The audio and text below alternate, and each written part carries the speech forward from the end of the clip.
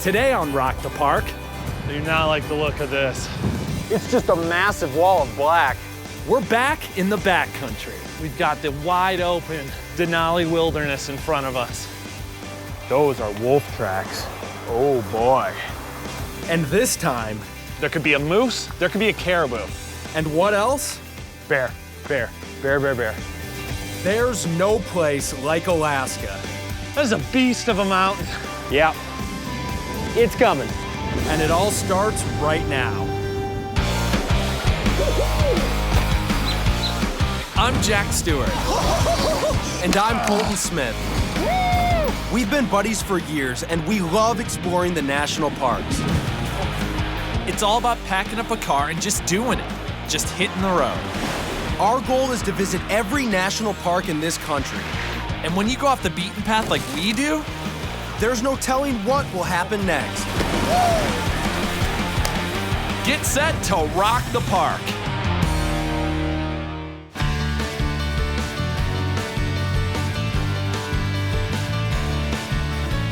We're back in one of our favorite places on Earth, Denali National Park in Alaska.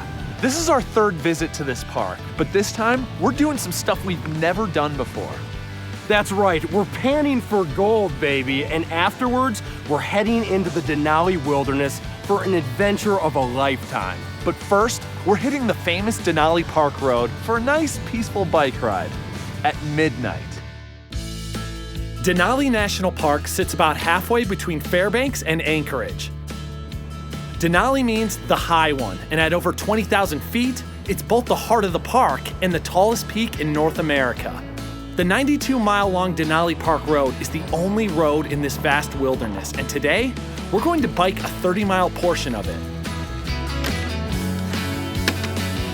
Pop these babies on. All right. Much of the road is closed to regular traffic in the summer, so we're taking one of the park's camper buses out to the Toklat Ranger Station. It's a great chance to kick back, relax, and enjoy the wild scenery. For this trip, I brought these with me, and you have no idea how excited I am to use these. Spotting and scanning for wildlife is maybe my favorite thing in the entire world. And now, nothing will elude me. Moose in particular are easy to spot. Roughly 2,000 of them live here in the park. Their extremely long legs are built for navigating the thick brush and foraging in water. As we climb into the higher elevations, we're also looking out for Dall sheep. Their massive horns have a growth spurt once a year, which causes visible rings that, like tree rings, tell the age of the sheep.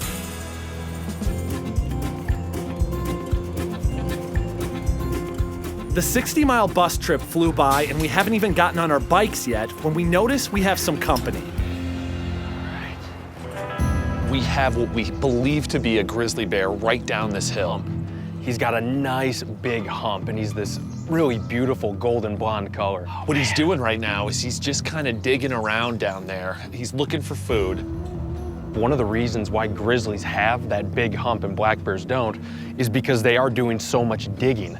Over time, they build up this giant wad of muscle, and it sits right up there. And it's how we can tell those guys apart. We're keeping our eyes peeled for bears during this entire visit and making sure to have our bear spray handy at all times, just in case. This is it. We're ready to set off on a 30-mile bike ride to Wonder Lake. And for the record right now, it's about, what, 6:30, 7 o'clock? Pretty much. That's one of the beautiful things about Alaska. It's the land of the midnight sun. Alrighty, You ready? let's do it. Biking around twilight is great because the buses have stopped running. You feel like you have the entire road to yourself. Plus, animals are typically more active at dusk, so it ups our chances of spotting wildlife. Man, this is incredible. The first 10 miles of our ride is uphill, but that's not what we're focused on. Basically, we could come around any corner. There could be a moose, there could be a caribou, there could be a grizzly bear. If we come around that corner and we spook a bear, we're definitely dealing with the situation. Oftentimes, bears enjoy the same roads and trails that we do. It minimizes the amount of brush that they have to plow through. So there's a likely possibility of you running into one right where you're hiking, or in our case right now, biking. As always, the best way to stay safe is to constantly make noise so you don't surprise them. Hey, Bear. It's just me riding a bike, Bear. Oh, man. Is that Denali? I think that is. That's Denali. Oh, that's incredible. That's a beast of a mountain. Denali is 56 million years young. It's actually still growing at a rate of about 1 millimeter per year. We've got miles to go tonight, but suddenly, something else stops us in our tracks. Bear, bear, bear. Bear, bear, bear. We got a bear.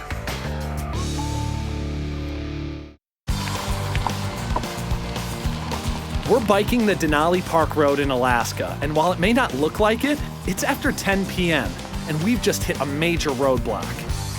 Bear, bear, bear, bear, bear. We've got a bear. He's really close to the road further up. Oh, yeah, baby. Yeah, baby, that's a grizzly, man. Are you sure? Yep, you can see the hump. He's right on the road. This grizzly is a full-sized adult and probably 400 or 500 pounds. It's about a mile up, but this guy would be a little too close for comfort if we were up there. I am so glad that we saw him all the way over here. Oh, me too. We're gonna stay right here till this guy is clear from the road. Ultimately, it's one of those things. Bear's in your path, it's not your path anymore. He's walking now, but every so often, he'll stop down and he just starts tearing at the ground. He's digging for roots, digging for rodents. Just trying to get his dinner. But there's also a caribou that's a little bit up the riverbank. Grizzlies eat both plants and animals. They'll prey on caribou or even moose if the situation presents itself. Oh man, they're close to each other. Oh my gosh. Oh, the caribou sees them too. The caribou sees them. They're like 100 yards away from one another, and the bear is kind of coming right towards them. Yeah, he's running. Grizzlies can run up to 30 miles per hour. Right now, he's running away from us and towards the caribou. Do you see him? Yep, he's way up there. So what we're gonna do is make our way up the road, keeping our eyes on him all the time, and always keeping a safe distance. Slow and steady on this one. We've got another 10 miles or so until we reach our campsite. Lucky for us, it's all downhill. Woo! Oh my gosh. It's almost midnight right now, and we're looking at Denali as the sun is finally starting to set. Normally, we'd be staring at this beautiful sunset we have on our right, but not here. Here, all you can look at is this incredible, majestic mountain. It's almost 1 a.m. when we make it to Wonder Lake. I'm so glad that we decided to bike. Coming to a place like Denali, you know you're gonna walk away with an amazing experience.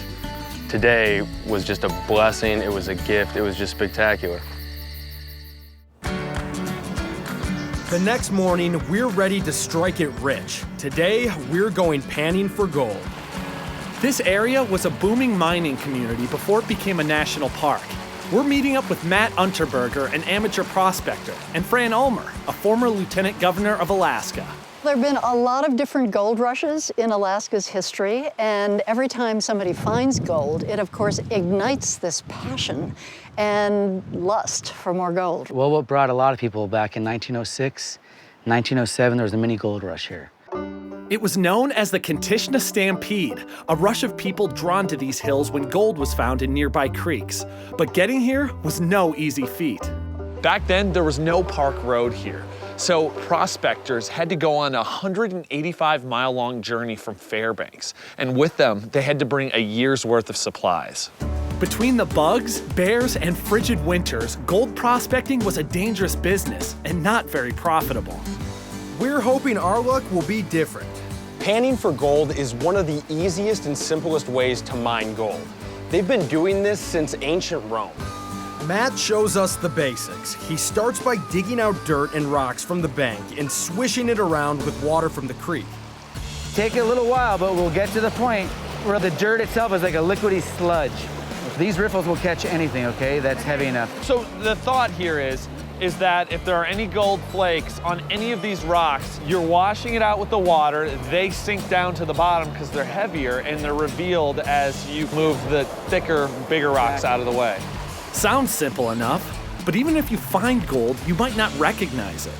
What am I looking for? I mean, I know gold is obviously golden, it's shiny. And it might not be sparkly gold. It could be really dark brown. Sometimes it has little reds in it or browns in it. So it might not be like really shiny. One thing that's much easier to find is fool's gold because it's way more common. So fool's gold is actually a different type of rock called mica. It looks very pretty. It fools you into thinking it's gold, but it's not. And it's much, much softer and will actually break up in your hands. I'm finding a lot of mica. I wish mica was worth something. Colton, I think I've got something. It's shiny. You were just talking about fool's gold. Don't take me for a fool. I am focused right now, and I'm also trying very hard to make sure that every time I swish around my pan, that I'm not letting money just fly out with the water. All right, come on. Big money, big money, big money, big money, big money. Nothing. I look over at Colton, and he's just mean mugging his pan. One of the things that I pride myself on is being able to spot things like wildlife. So if there is a tiny little scrap of gold in here, even if it's small, I'm gonna find it. Oh no! Ah! I give my pan one big swish and I spill it all over my leg. You dump some out? What if there's gold in there? Even after a couple of hours, we're not having any luck. See, I would have been the kind of guy to come here in 1906 and within 2 hours of panning say, oh, did I make a big mistake? Just not panning out? That joke was gold. We may have struck out on gold, but we do have one last bonanza in Denali. Those are wolf tracks. Oh boy.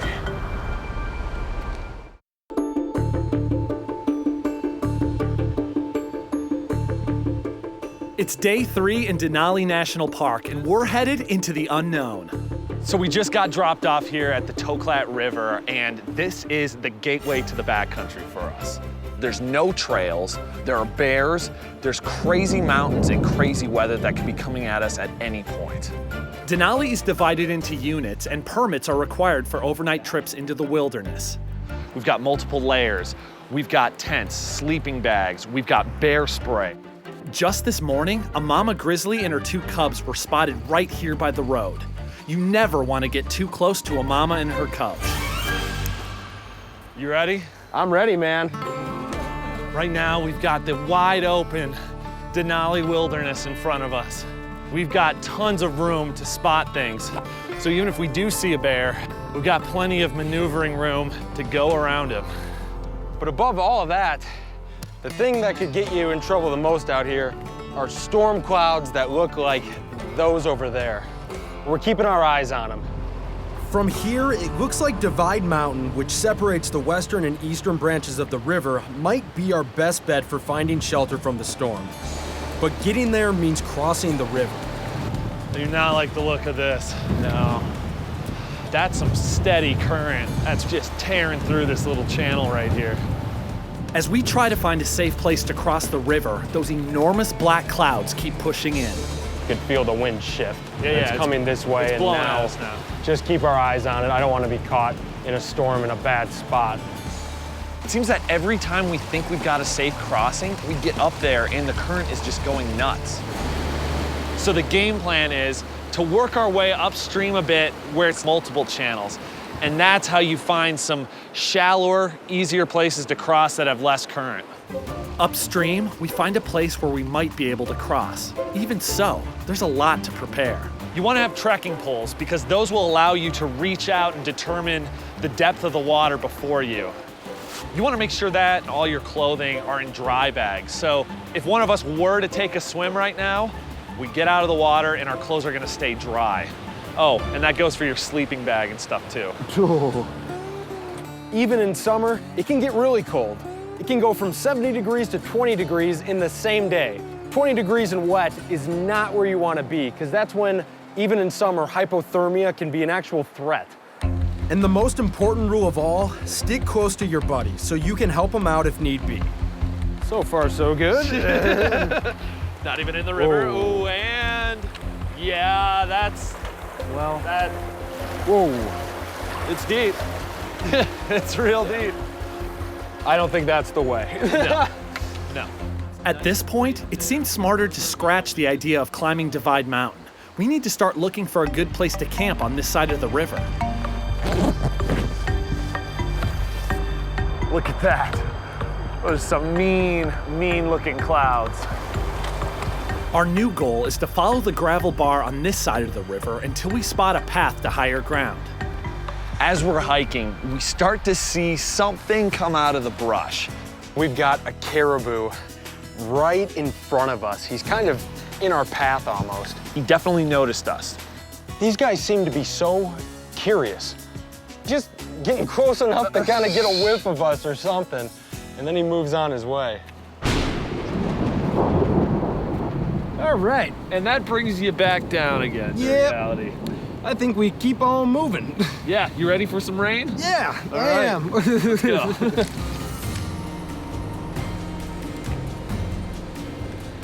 As we're hiking along, I see something on the ground. Those are wolf tracks. Oh boy. There are very few wolves left in Denali due to legal hunting and trapping on the borders of the park, so seeing one of the 100 or so that are left would be incredible. Look at those claws. Wow. From the size of this paw, this is a big, big wolf, and this track is fresh. Unbelievable. We can set up camp quick to get ahead of this weather, get our home base, and then we should try to get to a vantage point. Totally. Somewhere where we just can see the lay of the land and maybe spot one of these guys. I agree. We know they're there.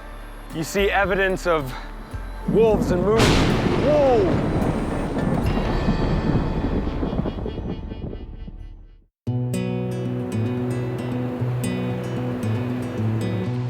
We're deep in Denali's backcountry looking for a place to seek shelter from a storm, but we're not alone out here.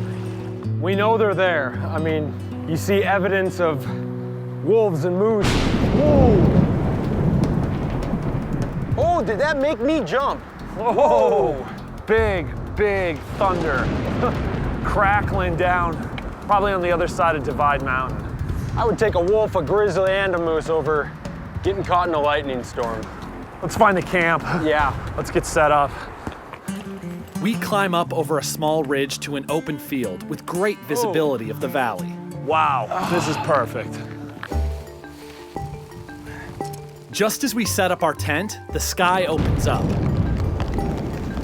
But we still have to bear-proof our camp.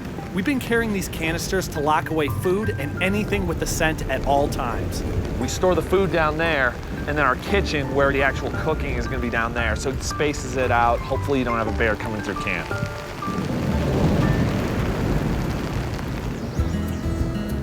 By morning, the rain has stopped, and we need to hoof it the 5 miles or so back to the road.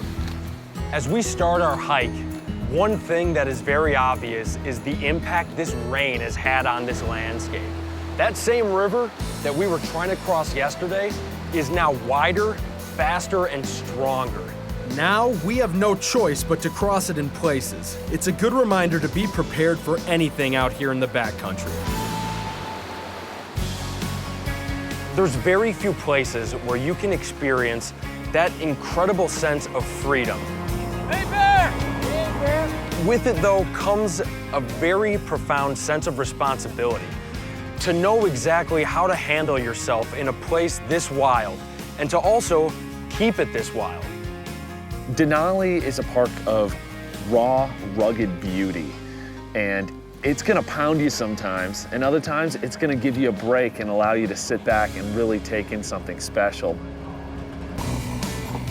Being on bikes, we're seeing a grizzly, and then an hour later, we're looking at Denali. The sun is setting, it's midnight, and maybe one of the most beautiful views that I think we've seen in our entire lives. I had to pinch myself because that felt like something out of a dream. It did.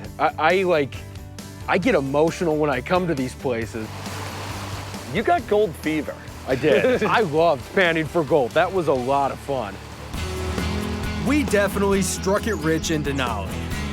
The spirit of Alaska is freedom and wide open spaces, and Denali certainly embodies that. And remember, Hey, if we can do it, so can you. So the next chance you get, go out and rock the park.